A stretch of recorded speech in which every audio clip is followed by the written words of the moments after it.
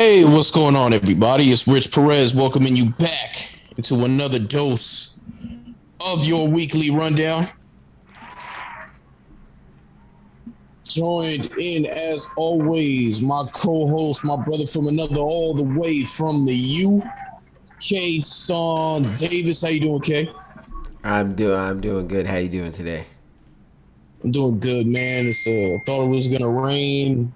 It was cloudy this morning, but it's a nice sunny day in good old Austin, Texas. It's good to It's good to hear from you again, man. After last week, we had a lot going on last week. Some people coming at our necks for some things that were said on the show, but that's all right. Whether we agree with each other or not, we are just having a conversation. And the fact that you guys chimed in as much as you did tells us that you listened to the conversation. So shout out to Mike McCoy for coming on. Uh, he can definitely come back on again. We appreciate him having us whenever we get the chance to be on his show. But yeah, let's get into it, man. The NBA finals start tonight between your Western Conference champion Phoenix Suns and the Eastern Conference champion Milwaukee Bucks. So we got to recap this Eastern Conference Finals first, man. Trae Young did come back to play in that Game 6. They said Giannis would play if needed for Game 7. There was no Game 7 because the Milwaukee Bucks went out and they took care of business. Back-to-back games, took care of business Game 5. Went into Atlanta Game 6 and took care of business there. My man Khris Middleton went and showed out. I already know what you're going to say. He's already making a face. He only had, 2 points in the fourth quarter. It doesn't matter. Like Mike said, we was talking to Mike, not on air. But like Mike said, man, usually the work gets done in the third quarter. So help them propel them along with a great performance by Drew Holiday and Brook Lopez. Tell me, what are the takeaways you've seen in that? How about this? Did Bud save his job? Uh, I think no. I think if they win the NBA Finals, he possibly saved his job, which we don't know if that's going to be a good thing or a bad thing. But I think looking at it, I don't think making it to the NBA Finals saved his job. But well, we'll see how it goes. And I was shaking my head because Khris Middleton, like I was telling you guys, the job got done, but it wasn't really because of him. They played 8 quarters without Giannis. He played great for 1 quarter. That's it. Drew Holiday was the best player in those 2 games. Brook Lopez was the second best player, and maybe could argue for the first best player in the first game. The second game, Drew Holiday was still their best player. Khris Middleton just had a great quarter. So it went how I expected it to go. I said that I think the Bucks should still be able to close it out in 6. If Trae Young was going to be able to come back and play at the level that Trae Young was playing at before and be that guy, I thought maybe it would have been different. But I thought if Trae Young's not going to be 100% and if he goes out there, even if he goes out there, he's not going to be 100%. And if he didn't play, I thought the Bucks still had the 2 best players in the series. They should close it out in 6 still, which is what happened, and that's kind of what I said. But Middleton played great for 1 quarter out of 8. He doesn't get too much credit for that. All right, man. I definitely it's a team sport for a reason, and he went off in that third quarter. Well, he did his thing. He did his thing, man. They both finished with about 20, 27, 28 points in that Game 6. Yes, but we're talking overall. For him to be a top 10 player, he should have been their best player in both games. He was not their best player in both games. He was the best player for 1 quarter. Sometimes I wish we had other people on here just to get the debate to keep flowing. I will say I was with Mike on how can I word this? The argument for why he not to say that I 100% believe he's a top 10 player, but I am with Mike when I say there's an argument to be had on that. I will say though, because a lot of people were coming in when we talk about this, said top 20. And I think you actually agree with me on this. He's a top 15 player. I said somewhere in the 15-20 range, yeah. Okay. I had some pushback for some people saying that top 15, no way. I say it's arguable to put him in the 15 to 20 range. The top 10 is not arguable. I think when you look at the fact that he's been a multiple time All-Star now, he's the second best player. He is the second best player on that team, and he's been the go-to guy in those clutch moments for them a lot more than Giannis has. That's top 15 to me. That's not top 15. Like I was telling y'all last time, it's easier for him to get the ball and call an ISO than it is for Giannis to try to get the ball down the stretch and pick and rolls and different things like that. That does not make him a top 10 player. He has range that Giannis just does not have in his game. That does not make him a top 10 player. What you just said is the reason why he gets the ball down the stretch. That does not put him in the top 10. I'm not even talking top 10 right now. I'm saying top 15. I told you it's arguable for him to be in the 15-20 range. All right, cool. Meech said top 20, and I'm being generous. I think he legitimately is a top 15 player. I think he makes the case for the top 10. I'm not. I just told him the same thing, Jayla. Drew Holiday was the best player in those two games. But it's arguable to put him 15-20. B-Hodge gotta be trolls. Top 30. I think B-Hodge is one of the people that said it was top 20 before. Now it's top 30. I mean, he named it. I'm still taking Ja, Devin Booker, Tatum over him. I'm not taking a guy that has been in the league for 2 years. I'm taking him. No, I'm taking him. I'm taking him. I feel like that is crazy bias by you because you're a fan of his. That is not bias. I'm taking Ja over him. What Ja's done in his 2 years is more impressive than what Middleton has done for his career. What has he done in 2 years? What? What has he done in 2 years? He first of all, they would have been in the playoffs last year if the COVID didn't hit. Ja Morant's a top 10 player to you right now. I'm saying he's better than Khris Middleton. I'm telling you, I'm putting him over Khris Middleton. No, not right now. I need to see. Give me a resume. This is the problem with society nowadays. Bro, it's he like brought that team to the playoffs 2 years in a row. After Kendrick Lamar dropped that album, everybody wants to say Kendrick Lamar is one of the greatest rappers of all. Build a resume first. You can't be top. Tell me Middleton's resume right now. It's a lot more. It's a lot more than Ja Morant's is. He's got a lot more playoff experience under his belt. Got a lot of All-Star experience. Does he have? Where are Ja Morant's All-Star appearances? He's only in his second year. How many? All right. How many All-Star appearances does Middleton have? About 3 now. Ja will pass that in the next 3 years. You don't think Khris will be All-Star again next year? I do. Maybe. I'm willing to bet on live video right now. I'm saying, you know what I'll say? In the next 6 years, Ja will have more All-Star appearances than Khris Middleton will. Ja will be a perennial All-Star. Khris Middleton will make it when the Bucks have a good year. Khris Middleton's about to have more championships than Ja Morant will. Okay. What's your point? I can name a lot of people who have more championships than some people. Kyrie Irving has more championships than Russ. Are you putting him over Russ? At the end of the day, apparently championships is all we go by when we judge players.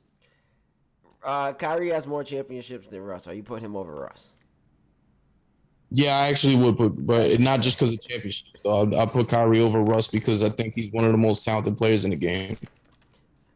I would say Russ has a better resume. By what you just said, I would say Russ has a better resume. But he doesn't, though. Russ does have a better resume then. No, he doesn't. Why not? Because Kyrie has showed out when he has been in the playoffs. Outside of the anomaly in Boston. I could say the same for Russ too. Skill for skill, I'm taking Russ. I'm taking Kyrie. You're taking Kyrie skill-wise over mad people. You might take him number one over anybody. And then he has a championship. Right. And he's played in the NBA Finals multiple times. And he's been to the playoffs multiple times now. I don't know if I would say his resume is better than Russ overall. Russ has been to 2 conference finals? 4 conference finals, 1 NBA finals. He has not sniffed the conference finals since 2016. What's your point? When's the last time Kyrie's been in the conference finals? 2017. So what's your point? Like it's one more year. Was Kyrie's team went to a game. Went to. Kyrie would have played in the conference finals if Brooklyn beat Milwaukee. Russ would play in the conference finals if PG's shoulders didn't get hurt when PG was playing at MVP level. What are we saying here? Russ might have made a conference finals if PG wasn't so scared to shoot the ball. So what is the point of saying that? That doesn't mean anything. Because it's different. Whatever. I'm taking Russ's resumes over Kyrie's resume. So that resume thing means nothing, and we can keep going. Kyrie's accomplished more in the NBA in less amount of time than Russ. I would not say so. How many years? Russ was drafted in 2008. Kyrie was 2011. Yeah. One as a title, played in multiple NBA One finals. One as MVP. What are we talking about? Man, I forgot about Russ's MVP. All right. Like, what are we really talking about here? The point is, the resumes doesn't matter in some senses. I wouldn't even say Khris Middleton has a better resume than Ja. Because what has Khris Middleton done? He's been the second best. He's been a good second option. Ja's been the number one. Ja has been a very good first option. It's the all-star appearance. Nah. And Ja looks like he's more talented. Look, in the long run, Ja Morant is going to be a better player than Khris Middleton. But don't tell me a guy who has been – he's still wet behind the ears. He's done nothing. I would take him over Middleton. I promise you. I'd take him over Middleton any day of the week. Any day of the week. I'm not second-guessing it. I'm taking him over Middleton. Tatum, too. I'm definitely taking Tatum. When he actually does something – That's admirable. Gets a couple all-star appearances under his belt. Plays in the conference finals. Let me tell you this: if Ja right now was on that Bucks team against the Raptors, they wouldn't have lost that series. What year? The year they lost to Kawhi and them in the conference finals. They wouldn't have not lost that series if Ja right now was on that Bucks team, and Khris Middleton was off of it.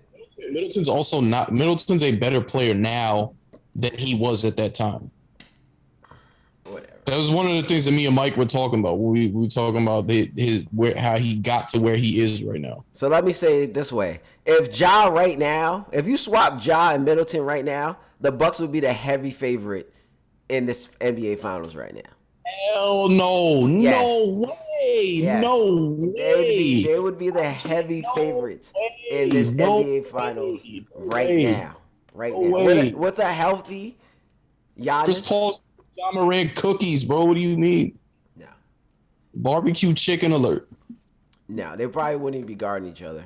So, I guess, because I'm leaving Drew on the team too. Drew going to play it too. Drew going to lock up They would have never made the trade for Drew if Ja was on the team. That's not what we talking about. We just swapped the players. We're not going to get into all the other stuff. We just swapped the players. Doesn't even make no sense. Jayla gave you Braun, Luka, KD, Giannis, Kawhi, Harden, AD. He's talking about right now. He gave you. He said Cat. I low-key want to move on from this conversation, to be honest with you. Like, I'm not even on this now. Are you taking Cat over Khris Middleton? Cat's the more skilled player. But first of all, we need to have a conversation about Cat as a number one option. Because Cat as the number one option should be able to lead, doesn't matter if it's East or West, should be able to lead you to a conference finals. And all he's done for Minnesota is lead them to the lottery outside of 1 year with Jimmy Butler. He should not lead them to no conference finals in the Western Conference. No, excuse me. Playoffs. I'm sorry. I don't know why that just came out of my head. Yeah, excuse me. That's crazy, right? I don't know. I'm all over the place. Cat should be able to lead you to the playoffs. We might need to have another conversation because I need to see Khris Middleton's resume that you're talking about because I don't think it's that good. His resume is not all that. He's the Robin on an NBA Finals team. He's had multiple All Star appearances. The thing is, he's a Robin, and he's like He Robin. got he got them a game. He is Robin, and he's like Robin. You know, some people where it's like KD and Russell's like Robin and Batman, but it's like low key one of them could be Batman, one of them could be Robin, where it's like up in the air. It's like he's the definite Robin. I mean, So according to your man Steven Jackson and Kendrick Perkins, he's the Batman on that team. absolutely not. Not even close. I didn't say it. They did. He's definitely not top 5. I mean top 10. You said if Middleton played on the Wolves, they'll be terrible too. They might be worse. It turned into a whole nother conversation now. I'm just saying. I'm saying as far as Cat goes, when are we gonna start having a conversation about how good Cat actually is? Because you would think Cat, as good as Cat is as the number one pick in his draft, as good with the talent wise, as good as he's made out to be, that team should have been in the playoffs a lot more, and they haven't even outside of the 1 year with Jimmy Butler, never sniffed it. They've been picking in the lottery with him as their leader every year. Those are very good points. But would you take all right? So if you put Middleton on the T Wolves, do they make the playoffs? No. So who are you taking? You taking Cat or Middleton? Yeah, I'll take Cat over Middleton. All right. So all right, Middleton is What's your in number two? Middleton is in the 15 to 30 range. He's somewhere in there. Middleton's a top 15 player, bro. Can we move on now? All right. All right. All right. Alrighty. So tell me what are the expectations for tonight? Giannis has been upgraded from doubtful to questionable. Do you think he should play? I say no. I think if he's healthy, he should play. Because I was thinking before maybe you don't play him and make sure he's 110% healthy for game 2 and try to steal game 2. Because I think the chances of winning game 1 are probably not that high anyway. Because if you look, Phoenix has played really well in all their game 1s, and the crowd is usually there. So, but if he's healthy, and someone brought this point up to me the other day when I was talking to him about it, if he's healthy, you might want to get him out there so he can get a rhythm back. Just putting him out there in game 2, which would be maybe a more high pressure game. You might put him out there right now, let him get some run. Even if you don't win, it can get him back into a rhythm for game 2, which might be good. So if he's healthy and he can go, I would put him out there, but I wouldn't chance it. If it's like 50-50, then I'd probably wait and make sure he's 100% healthy for game 2, because that might be the more important game anyway. Well, what's going on with him is very weird to me because there's no structural damage, no ACL, MCL, nothing. But they've been keeping him out this entire time because I understand in basketball that that's still something to be worrisome about, but they were just talking about a week ago how if it goes to a game 7, he would most likely play. But we're questioning whether or not he's going to play for game 1 of the NBA Finals. That's where alarms go up. And it tells me that he's just not ready to go. So that's why I'm saying in the long term for the Milwaukee Bucks, it would be better for him to sit game 1. Yeah, possible, like I said, but it could go either way. I think if he can play and he's not trying to just go out there and play because it's the NBA Finals, if he could like really play, like if it was a regular season game and he could play, then put him out there. Like I said, I think they're gonna lose game 1 anyway, but you get a rhythm going for him for game 2, and you try to steal game 2. But obviously, like I said, if it's 50-50, then don't chance it because it's not worth it when you can just have him 100% healthy for game 2 and go out there and try to steal game 2. But if you look at the regular season matchups, they definitely don't have an answer for him. So he could be a real big difference. Yeah, and I mean, even in this matchup, because the big question everybody's asking is how's Milwaukee gonna solve the Suns pick and roll? Well, you've been kind of saying that about Milwaukee the entire playoffs, whether it was them against Brooklyn or even them against Atlanta. You know, how they're going to do this, how they're going to do that. And they came up with an answer every time, even with them not winning game 1s. So do you think them kind of overcoming the questions that we have about them stops in these finals? Or are they just going to kind of shock us a little bit again? Uh, Wait, who? The Suns or the Bucks? The Bucks.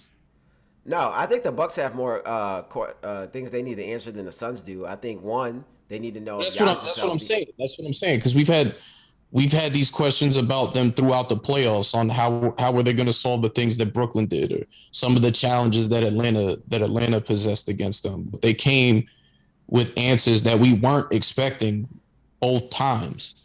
So now, like I said, the big question when it comes to them against the Suns is how they're going to solve that pick and roll. So, do you feel like it's like the buck kind of no pun intended, the buck kind of stops here in the finals? Like they're not going to kind of wow us again. Like, oh, I can't believe they were able to overcome that, or are they just going to find a way again? I'm not sure because I'm not as worried about the pick and roll. If you look in the same, because the Trey Young was an issue for them in the pick and roll, and they was able to kind of solve that here and there in that series before he got hurt. So I'm not as worried. The things that I was gonna say that they need to worry about is one is Giannis is gonna be healthy. Two, who are they gonna what are they gonna do on defense with Drew Holiday? Is he gonna guard Chris Paul? Is he gonna guard Devin Booker? And three, your boy Khris Middleton can't play up and down in this series. He has to show up every night if they want to win this series. With Giannis healthy, without Giannis healthy, he can't be on that roller coaster ride he's been on all playoffs. Like I told you, he hasn't had a good game one all playoffs. He has to be playing at an all-star level the whole series or they're just going to be in trouble. So those are things that I'm more worried about, and I figure like the pick and roll and stuff would probably work themselves out more. So are they going to be able to answer those questions? I don't know, but well, I guess we're going to have to wait and see. I think the key for them, and we touched on it a little bit last show. I think the key for them is going to be them having to really target Chris Paul because Devin Booker is going to be their go-to scorer. Devin Booker's best games have been when Phoenix plays at a fast pace, and that goes hand in hand with their point guard. So if they could find a way to kind of take him out of his rhythm, I feel like they'll have a lot more success in this series. But that's why I'm saying, do you put Drew Holiday on him and try to take him out of his rhythm? And if it's not Drew Holiday, who guards him? I think Drew Holiday is the exact person you want on Chris Paul. All right, but then now who's guarding Devin Booker? Hey, you take your pick from there. Yeah, I guess it's kind of pick your poison because with Chris Paul, he runs your offense and kind of gets things into place. So if you can slow that down, you possibly slow down some other people. But you definitely can't have Devin Booker going off for 40-point triple double. That's what I'm saying. When he's gone off, it's because Chris Paul was setting a high tempo for them. Anytime that you laughing at what Jason or am I bugging? No, Jalen said Khris Middleton on CP. I don't know if I like that. Why would you put Middleton on Chris Paul? I did see someone say that I was talking to this week. They said they would do Drew Holiday on Chris Paul and then put Tucker on Book. That's a possibility, yeah. But I actually think that's exactly what they should do. I feel like Tucker is better for. He's better. I think he's kind of a little better at guarding guys like KD or somebody. I think Book may have a little bit more foot speed. PJ Tucker isn't like this grand master defender though. He's just a real physical presence. That's why I said that serves guys. That's why I said on KD, someone that might do a couple post up and stuff. I think Devin Booker might get him on the foot speed. So I think that's where Devin Booker may be able to, get him in that situation. If it's someone like KD who might try to get some of his stuff out of the post and someone who you can kind of try to be physical with, Devin Booker's not really going to be doing too much where you can try to be that physical with him. He's just going to try to beat you with speed. And that goes to my point on why I think they should target in on Chris Paul, because that's the exact pace that they would want to play. And every time that Devin Booker has had great games in these playoffs is because they played at that high pace. When he didn't play so well, it's because they were able to slow Phoenix down. Yeah, it's gotta be interesting. I think It's gonna be interesting to see what Bud does. I guess he can kind of save his job here. If he can kind of figure this out and save his job, you can do Middleton on Booker too. But like I was saying with that guy, he's up and down. You don't want him wasting too much energy on defense. He may never show up for you on offense.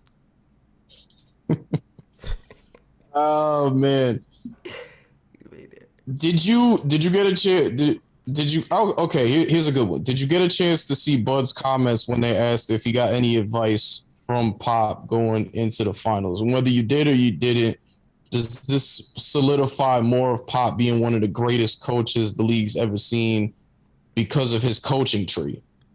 I think it was solidified already. Even if his coaching tree wasn't that great, I think it was solidified as him being one of the greatest coaches already. And I didn't see the comment, but I think it would make the most sense for them to ask. I mean, for him to ask him and get some advice from him because, like you were saying, honestly, if I'm him, I might be on the phone with Pop after every game. Like he said, he might be coaching for his job right now. And if he could, like I was just saying too, if he can out coach and show us something here, then he definitely probably save his job. Yeah. Well, I mean, even though he's gotten to a point that Mike D'Antoni's never gotten to, Budenholzer to me, from the time he was in Atlanta to now with Milwaukee, was just like D'Antoni. You had teams that did great in the regular season and just couldn't cut it in the postseason. I mean, now they're trying to win a championship and they're in the NBA Finals. But those two coaches were very similar to me in that aspect.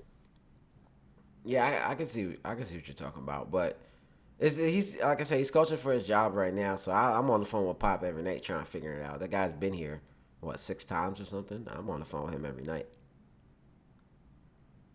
Yeah, well, he said Pop told him figure it out. That sounds like something Pop would say. I'm pretty sure he said that to start off as a joke, but they really got into it because Pop always likes to say something like that. Yeah. Before we get out of here, man, I wanted to get into this name, image, likeness thing, and I got some work coming soon. Not so much on the present day of this, but just kind of on the past and how this decision coming out should have some ramifications on some past decisions. So, what are we feeling this, man? This is a long time coming. Anybody in college knows what it's like to be in college struggling, but athletes who are having their names money being made off their names and then making no profit off any of it can definitely feel it. We've seen since it went down on July 1st, we've seen a ton of huge deals come out of this. How we feeling about this, man? Like you said, I mean, you Miami, so I mean, I know your quarterback over there, Derek King. He already made some money. Like, what you think about this? like you said, it was coming. It's a long time coming. You've seen it coming, and people are putting pressure on NCAA. I think right now, it's just for me. I don't want to say too much right now. I want to see how it goes going forward. Like De'Aaron King, you just brought up our quarterback. He just decided to split the money with his teammates. So what about the guys who get that much money and maybe start, I don't know, acting different or doing something different? So it's gonna be interesting to see how if the money changes anybody or changes anything in a sense. But like you said, it's about time that people will be able to use their name, image, likeness to make some money. So I'm happy for everyone to be able to make some money. To me, it's gonna be interesting to see how it goes moving forward if it changes anything. Well, we talked on the side. I got a piece I'm working on right now, so I'll share it a little bit. What this decision says is they need to go back and right a lot of the wrongs of the past. Give Reggie Bush his Heisman Trophy back. Reinstate all of his NCAA records. Open up that room, that basement in Michigan, and put those banners back up. Yeah, I mean, people have been campaigning for it already. I've seen people campaigning for. I think Reggie Bush has low key started his own campaign about getting his stuff back. But the same thing with the Fab Five and things. So it'll be interesting to see if they do it. I don't know if they will, but I guess we're gonna see how. If the campaign gets high enough, I guess they probably gonna have to force their hand to do it. But it's just like I don't know if they want to say that they were wrong, and giving all that stuff back says that hey, we were wrong. They You've already been proven to be wrong when the Supreme Court said you're not above the law. Yeah, but I don't think they wanna like they already gave they're like, all right, we already gave y'all what y'all wanted. I don't know if they wanted to be like, all right, like we were just Look, super wrong. NCAA, you're wrong. You were always wrong. You like you kind of ruined people's lives a little bit. Like swallow. It's time to swallow your pride and do the right thing. There is absolutely no reason why Reggie Bush's record should be out the books, and why the Heisman committee came out and said we'll give him his Heisman back if his records are reinstated. Go reinstate that man's records. Like, what are you doing? I think eventually they're gonna force their hand. I just think right now they We have to wait though. We waited 20 something years for the Fab Five, now almost 30. We waited almost 20 something years with Reggie Bush. And so many others that we're not talking about. We're just talking about these two because they're the most prolific. That's true, but people don't like to say when they are wrong. So right now they're probably just saying, well, times have changed, things are different. Hand Loki got forced a little bit. They did that. Going back and changing stuff is now it's like, okay, we were wrong, this and that. I don't know if they want to do that. Their hands gonna have to get forced a little more, and I think eventually they'll be able to. They're gonna have to do it. Yeah, I think they should, because if they wait on this, it's just gonna be more egg on their face. So why don't you just save more? Because what they've been facing this entire time since this ruling came down was embarrassment. Truthfully, and that it's only gonna get worse the more you wait on more of these things because the noise isn't going anywhere. Reggie Bush that's what I think. I think that they're good, that they believe that the noise will die down. Like I think Reggie Bush is going to keep this thing alive. He's been very loud about it. Saw Chris Webber make some comments about how the banners need to go back up. Yeah, like I said, people are gonna have to keep forcing their hand for them to do it. They're not just gonna. I don't know if they're gonna do it out the kindness of their heart. Like, here, we were wrong. Take this stuff back. People are gonna have to force their hand, like anything else, and eventually they're gonna give it up. But they're not gonna go down without a fight. I believe they And didn't we're go. talking. They No, didn't go go ahead. down without a fight to give up this name, image, and likeness thing. So they're not. They're just not giving. I don't think they're just gonna give people their stuff back like that. They're foolish. Then I can say that because I'm no longer a college athlete. Um, we're talking a lot about the individuals, but I think maybe some of these schools should be wanting to fight back against this too, because we got a couple programs that are on a ban list because they had coaches who were giving money and promises to players and stuff, and now with this down, like it kind of doesn't matter. Yeah, that's interesting. I didn't really think about that. I think some because with the name, image, likeness thing, there's some states that were kind of fighting back too. So I think as time goes on, they might give it. They're gonna give it back. It's too much right now. I think they're gonna take their time. As time goes on, they're gonna have to give it back. They're just not gonna do it right now.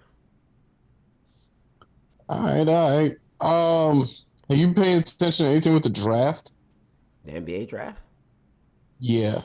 No, I'm be honest, not right now. There's been a couple players that took their names out of the hat when it comes to the NBA draft that are going back to college. This kind of goes in with it has nothing to do with name, image, and likeness, but it's of the same kind of story a little bit, and that will allow the NCAA was going to allow these students to try their hand at going pro, and if it didn't work out or if they had second thoughts, they could come back.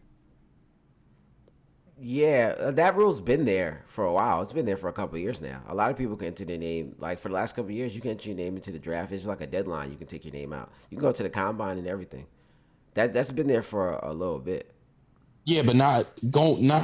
I want to say it's been about a year. Not it was put into place after last draft that it was like, all right, if you go undrafted, you can come back Oh, to college. I didn't know that. That's news to me. You can do that. I didn't know that.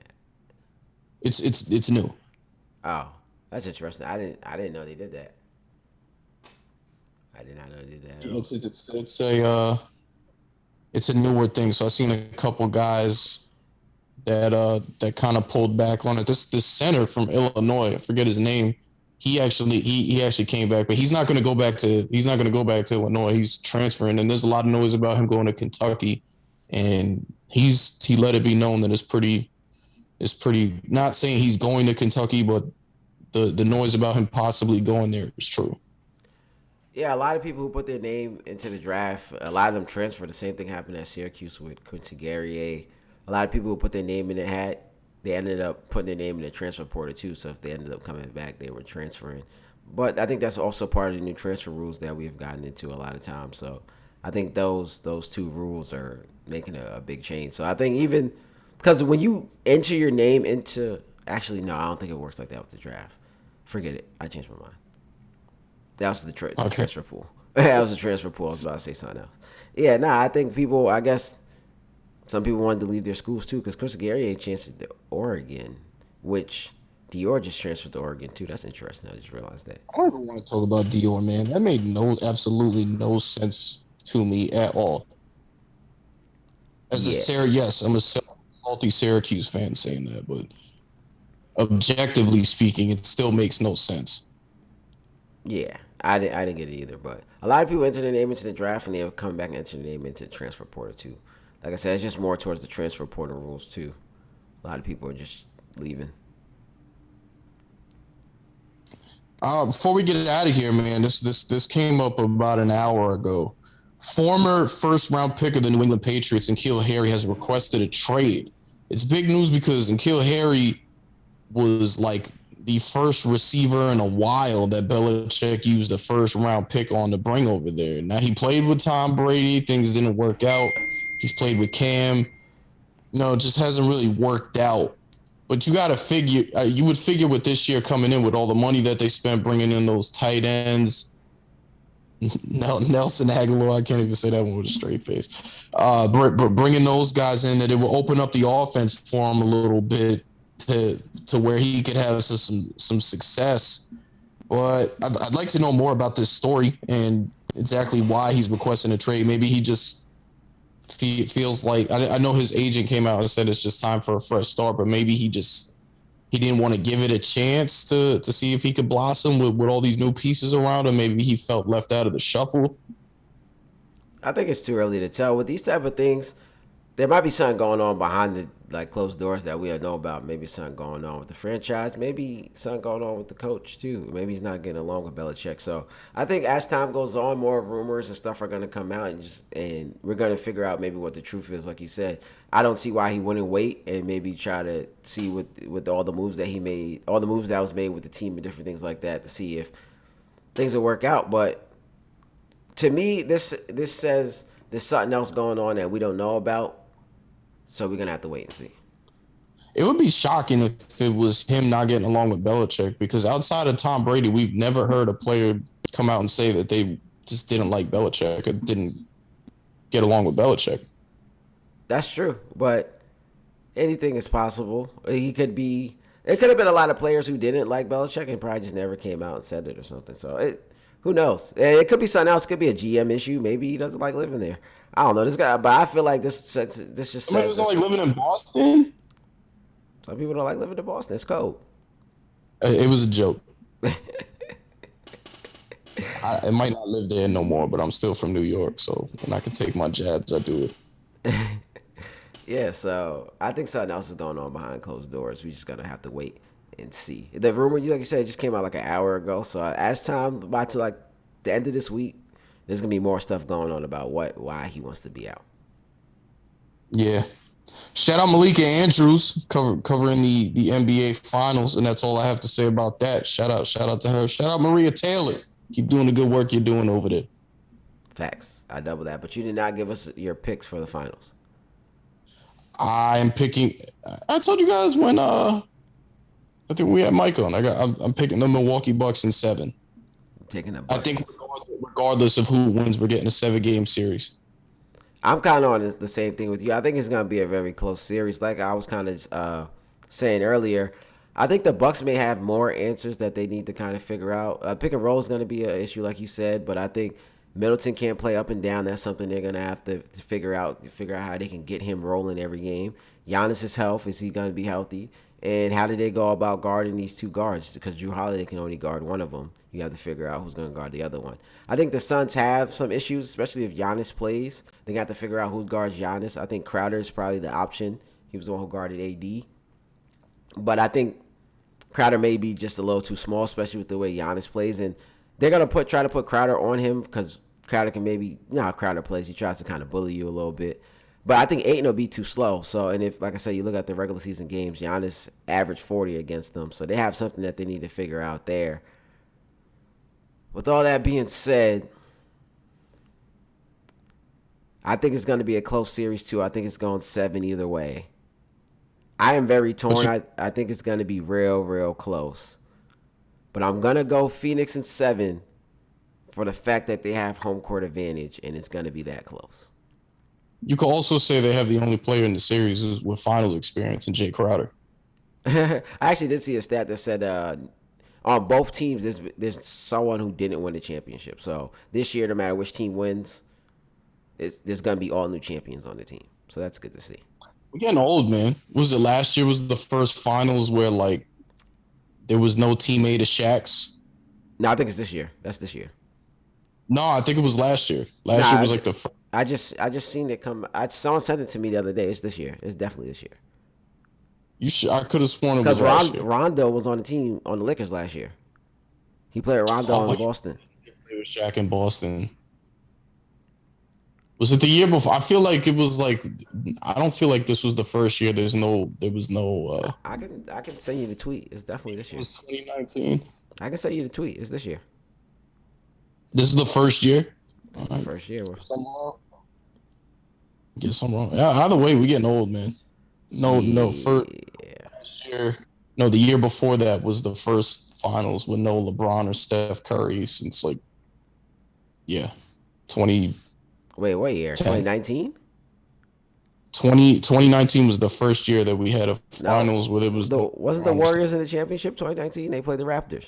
Why am I bugging out?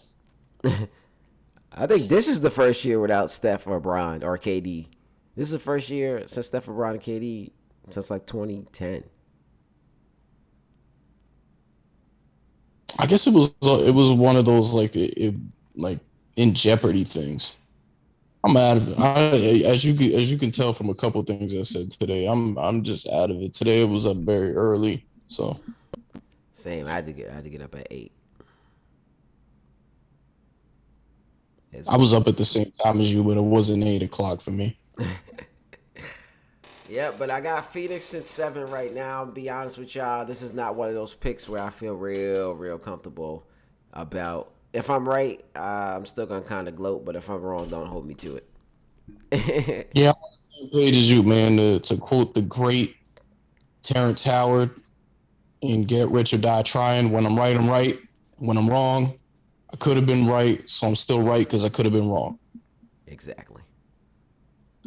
Well, that was a nice one, man. Get ready for these NBA finals coming up. Hope you guys enjoyed. Always love the banter. Shout out Jay. Shout out B Hodge. Shout out Meech. Definitely shout out Meech. I didn't even see him in the comments. I'm gonna go look at that later. Yeah, Meech, Antoine, Eli. Shout out to all y'all. Yeah. Shout out everybody, man. We'll see you guys next time, man. Peace. Maybe we'll get a live in this week. Yeah, after one of the games, maybe. Or before one for of the sure. games. Yeah, we'll try to get another one in. Yeah. For sure. That was the show for this week, though, man. We'll see you guys next time. Peace.